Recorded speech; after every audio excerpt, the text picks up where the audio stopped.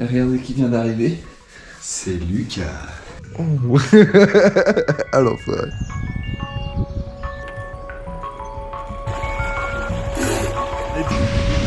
Au bar, à bas.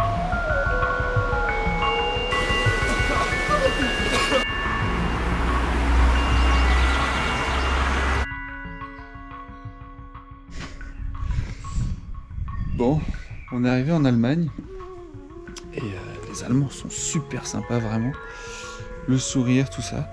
Et puis, on était en train de chercher un endroit. Enfin, on n'était pas vraiment en train de chercher un endroit pour dormir, mais on n'avait pas tardé.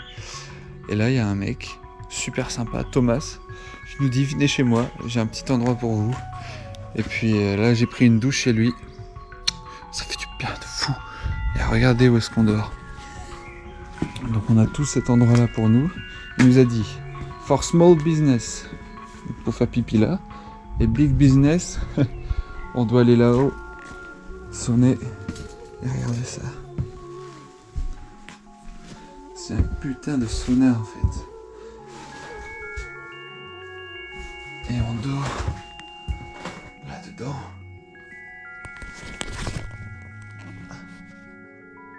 On n'est pas bien là? Ouais, mec. Ça, c'est du kebab. C'est vraiment ça que j'aime bien, c'est totalement aléatoire comme manière de voyager. Voyager, c'est aléatoire. Les mecs voyagent, ils font la même chose qu'ils font chez eux. Alors, ils prennent un hôtel, ils s'organisent tout. Je fais jamais ça, mec.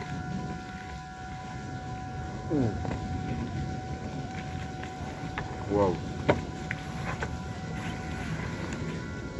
C'est pas un kebab de merde. Non. Moi, j'ai jamais mangé un kebab aussi. Bon, c'est le réveil de la nuit dans le sauna. Et un des trucs que je préfère, c'est les playlists de l'ON. Un pote à moi qui me fait des playlists par pays, donc que des artistes du pays. Et là, on s'écoute un peu la playlist de Suisse. Merci l'ON. Hey, this morning we wake up on the sauna early on the sauna, and this is the breakfast from Thomas. Oh yeah.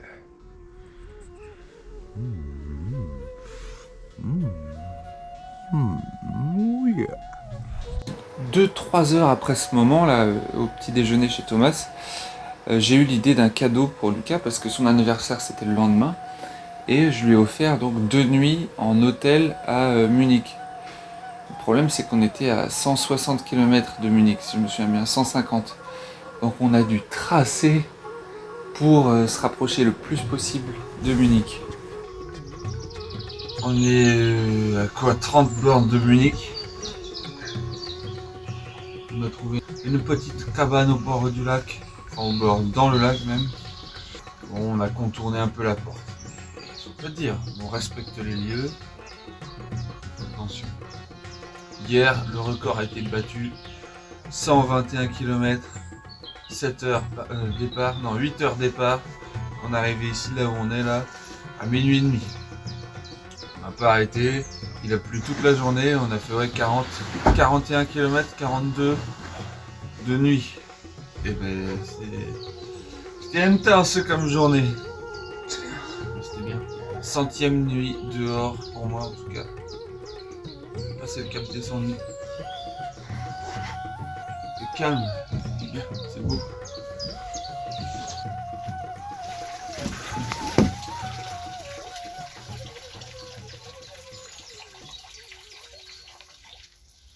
Bon, on est arrivé à Hambourg et on a eu la première crevaison du périple. Et je crois qu'on doit faire de la peine aux gens parce que. On n'est pas à Hambourg du tout. Hein? On est à Munich. J'ai rien dit, on est à Munich. Et il y a un mec qui est venu nous donner des hamburgers spécialité allemande et de l'eau et tout. Il est trop gentil, les gens, mais les Allemands, trop sympas.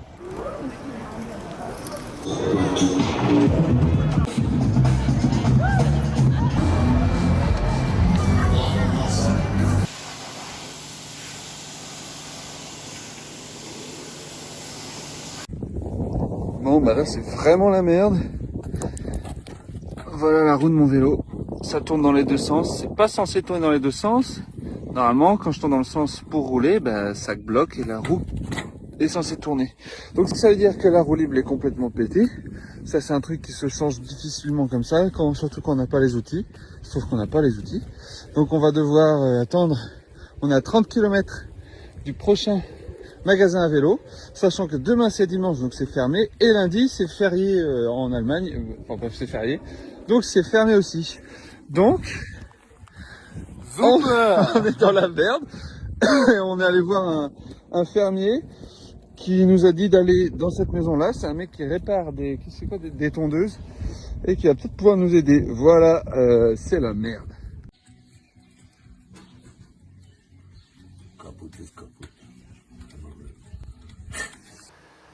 Donc il y a eu toutes ces complications là avec la roue, tout ça, le mec il a pas réussi à réparer.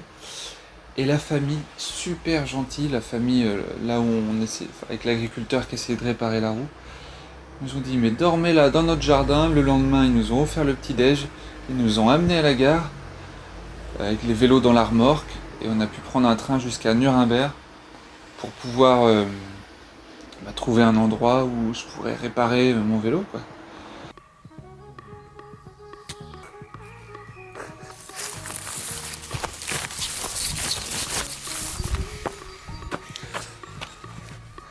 Wesh ma gueule. Ma gueule. Servus. Et à Nuremberg. Pas mal comme ville en vrai. Il y a une putain de forêt gigantesque juste à côté de la ville. Donc là le plan c'est d'y rester cette nuit. Demain il faut réparer le vélo parce que là je peux même pas rouler avec. J'ai fait 1 heure à pied parce que il fallait venir ici, mais il faut le porter le truc. Le truc c'est que demain c'est le 1er mai, ce qui fait que tout sera fermé. Tout est fermé, on peut pas réparer le vélo. Donc ce qui veut dire qu'il faut qu'on reste une journée de plus ici à attendre. Donc le plan de demain c'est attendre. Est-ce qu'on va quand même voir les magasins de vélo à pied? On verra. On verra bien.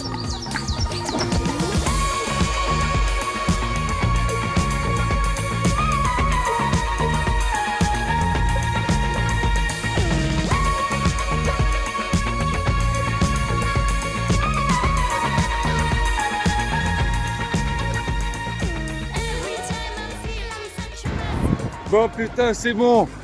Après 3 jours de galère, j'ai enfin la roue. On est reparti, nom de Dieu. Il fait chaud, très chaud, il n'y a pas d'ombre et ça monte. Saloperie.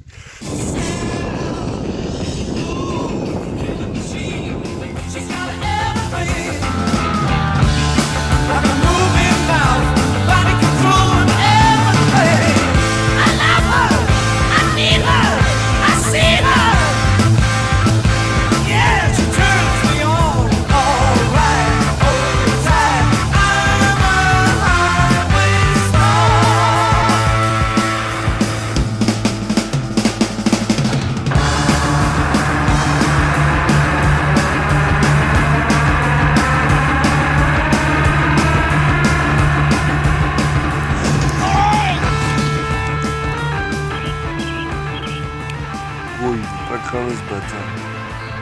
Voilà. Lucas qui essaie d'arrêter de fumer.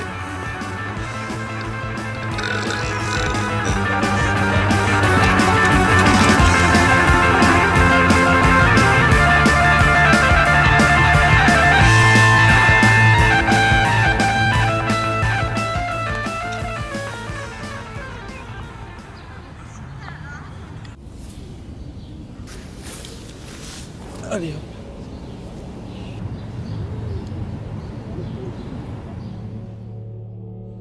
Donc voilà, après 21 jours et près de 1200 km, on était enfin arrivé à Berlin. C'était un moment très fort, je me souviens. On était tous les deux excités et émus à la fois.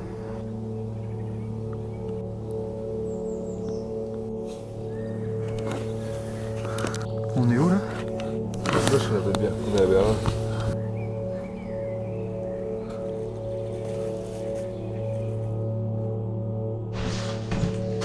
Yes, ça marche.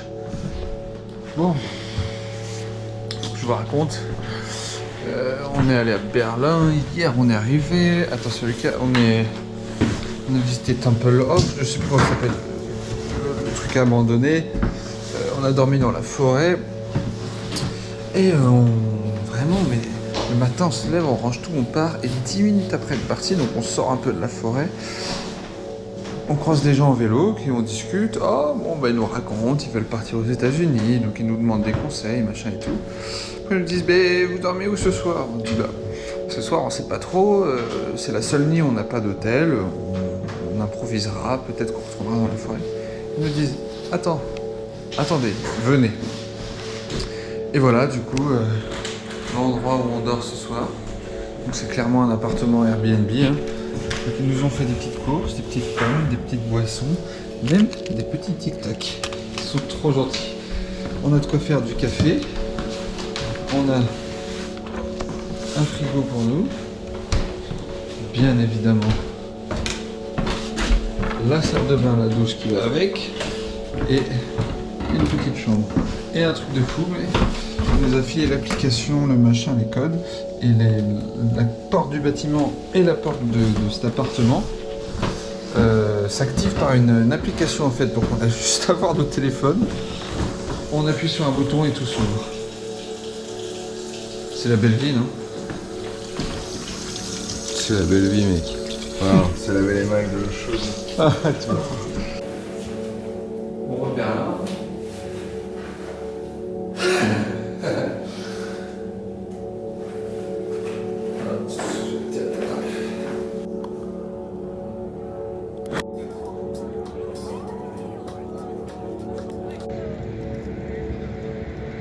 Parce que j'ai été pris dans Blablacar, on a pris un mec sur la route qui puait la mort, mec. Tombé, là, C'est marrant parce que ce jour, enfin, on devait se séparer ce jour-là. Et c'est comme si on repoussait un petit peu sans le vouloir le moment de la séparation. Puis au final, on est resté un jour de plus ensemble. On est retourné à l'endroit dans la forêt de notre première nuit dans les alentours de Berlin. On a dormi au même endroit, une dernière nuit tous les deux. C'était assez symbolique. Et puis après, le lendemain, chacun a fait sa route.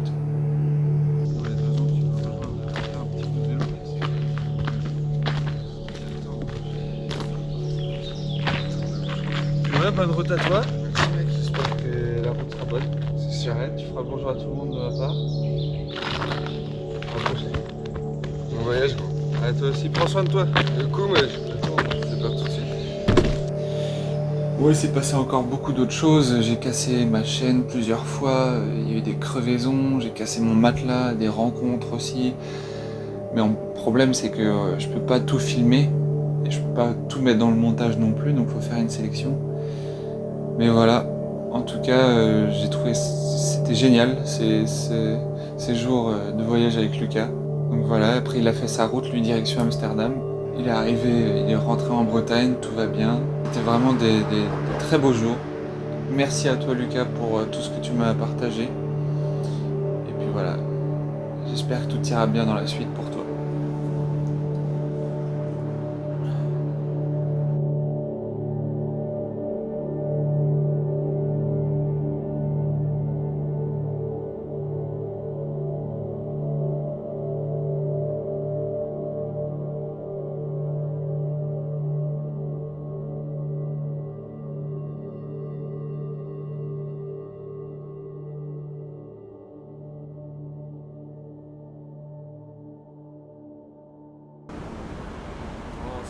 Oh,